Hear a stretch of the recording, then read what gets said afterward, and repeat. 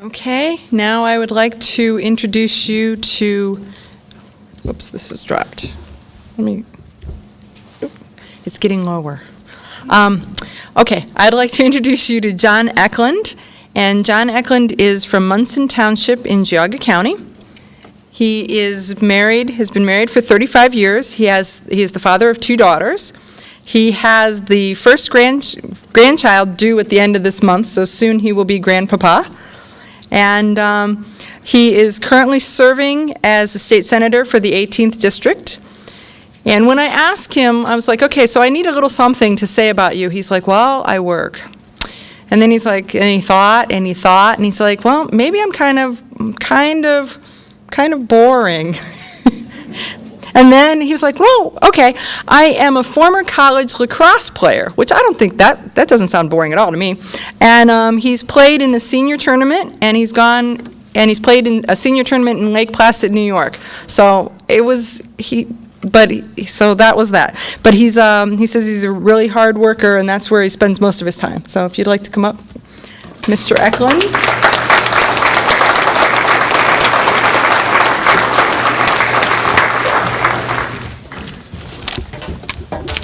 Well, how do you do, ladies and gentlemen? Thanks so very, very much for being here and for having me. And not to be outdone, I will suggest to you that I would tell you a lawyer joke. That's what I do for a living. But as it happens, there are only 2 lawyer jokes. The rest are true stories. When my wife and I came here in 1979 to Ohio, we came for 2 reasons largely. Number 1 was because Ohio presented for us some wonderful professional opportunities. We were just youngsters at the time, had just been married for 3 years. But it also struck us that Northeast Ohio in particular was the kind of a place where families started together, they worked hard, grew up together, and families stayed together. And for a long time, we lived that dream. And everything went very well, and it was the best decision that we had ever made. Then in the mid-2000s, we began to hear talk about a concept that maybe you've heard of as well. It's called brain drain. And the concept is that a generation of young Ohioans were picking up and leaving the state and going someplace else. And we really didn't think much about it. We didn't think it was going to affect us. And then in 2006, and between 2006 and 2010, twice, my older daughter and her husband were born and raised and educated here in Ohio, were forced by a lack of professional opportunities for them to pick up and leave Ohio, where they wanted to be, and go pursue their dreams in other states. And they are now in, of all places, Eau Claire, Wisconsin, where that grandchild will be born. What had been described to us as brain drain had become what I call family drain, and it has to stop here in Ohio. Now, you might think I'd be pretty down on Ohio in 2006 to 2010 as a result of that little family change. But in fact, I believe that Ohio can be the greatest state in the Union in which to live, work, and raise a family. What's prevented that in the past has been failed policies and attitudes that have overtaxed our families, overburdened our businesses with counterproductive regulations, and in the process inhibited the growth of economic opportunities at best, and at worst, driven them into the arms of the Carolinas, Georgia, and Indiana. And I believe they've been driven away by policies that are born of a notion that when we have problems, we paper them over with money and kick them down the road for someone else to take care of.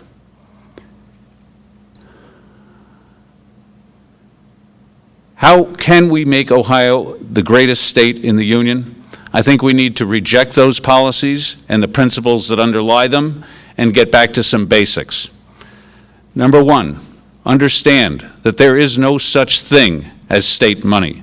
It is the people's money. It is yours and yours, and it needs to be harbored as in a sacred trust. No more of it should be taken from you than is absolutely necessary, and it must be handled as in a sacred trust. Secondly, we need to learn again how to re-engage the people in their own governance. We need to listen to them, ask them what's on their minds, and provide to them the tools that they and their private and public institutions need in order to succeed the way they want to succeed, not to be dictated to or mandated from Columbus, and certainly not on a statewide basis for some programs that may be perfectly appropriate for Guernsey County, but might have absolutely no application for Portage County. Governance and the state of Ohio should not be run with cookie cutters that mean that everybody gets the same mandates driven down their throats from Columbus. And third, we need to create an opportunity-friendly climate through fewer and more sensible regulations, streamlining the government and making the regulators who regulate us answerable to the General Assembly more than they are today. It's the application of these basic common sense principles of governance, I think, that are already starting to bear fruit here in Ohio. We have gone, the people of Ohio have gone, from 48th to 4th in the country in job creation over the last couple of years. And get this, first in the Midwest at this point in time, according to the Department of Labor Statistics. The budget that was passed in 2010 for the state of Ohio plugged a gap that was looming of $8 billion while still protecting a $400 million tax reduction. A couple of years ago, we had all of 89 cents in Ohio's rainy day fund. You've heard of the rainy day fund. 89 cents was in it. Today, it's close to $500 million in that rainy day fund. And you heard me right. We preserved a $400 million tax reduction and still were able to, at the end of fiscal 2012, provide almost $500 million in the rainy day fund. We are doing some things right, and we are moving in the right direction. But I think there's more to do, and I want to be very much a part of doing it. Jobs, jobs, jobs.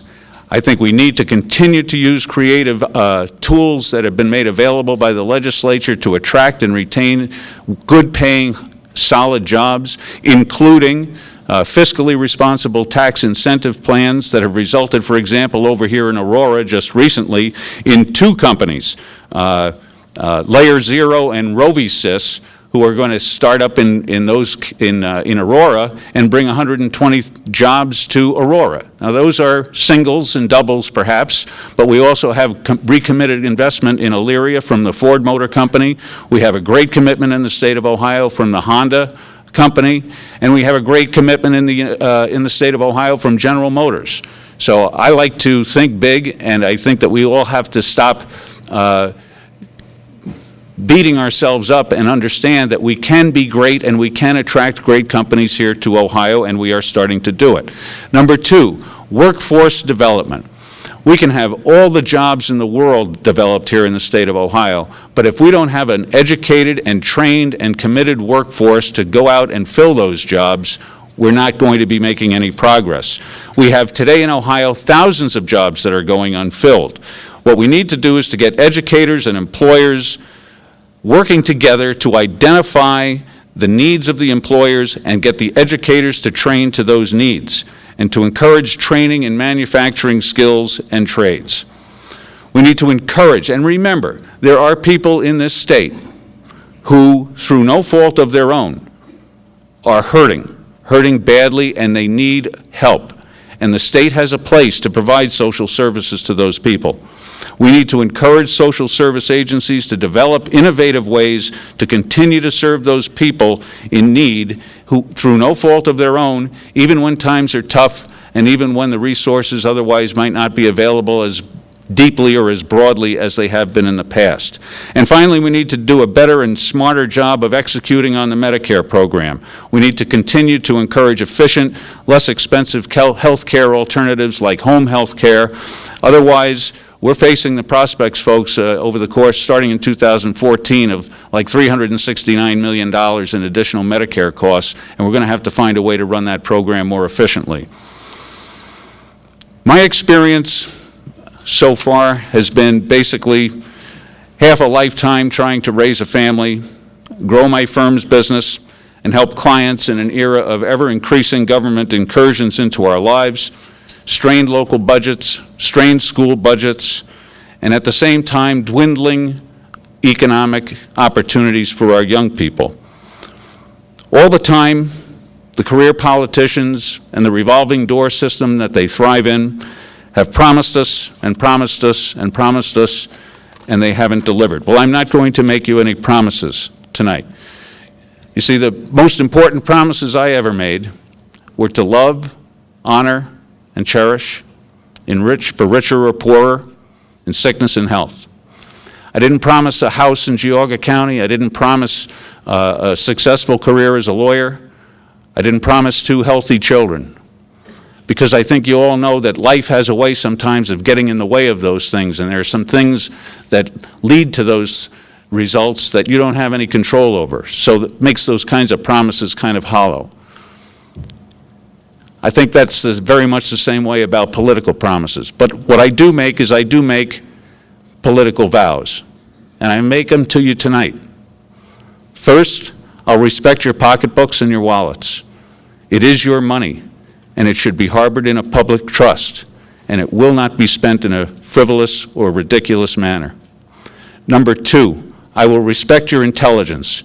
I believe that the people who are closest to issues are more likely than not to come up with ways in which to keep those issues from becoming problems. I believe that the people who are closest to problems are much more likely to come up with ways to solve those problems.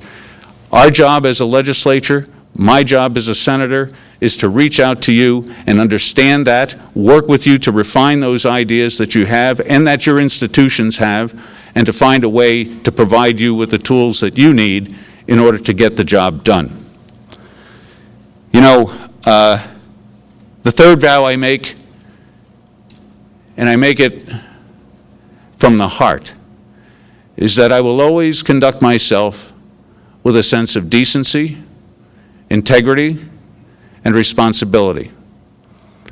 And as a state senator, I feel it's critically important that the people that I represent are proud to call me their state senator, and you would be if I'm reelected this fall. You know, we already have the most important thing to make Ohio the greatest state in the nation. We've got Ohio's people and their private institutions. As a senator, I want to energize and empower them to unleash their own ingenuity, their own diligence, and their own character to get the job done in making Ohio great. And when we do, Ohio will be the greatest state in which to live and work and raise a family, and none of us will have to get on an airplane or a train or a bus to visit our grandchildren. I want to thank you for your patience tonight and for your consideration. I'd appreciate your vote and your support during the course of this campaign this year. God bless the state of Ohio and the United States of America.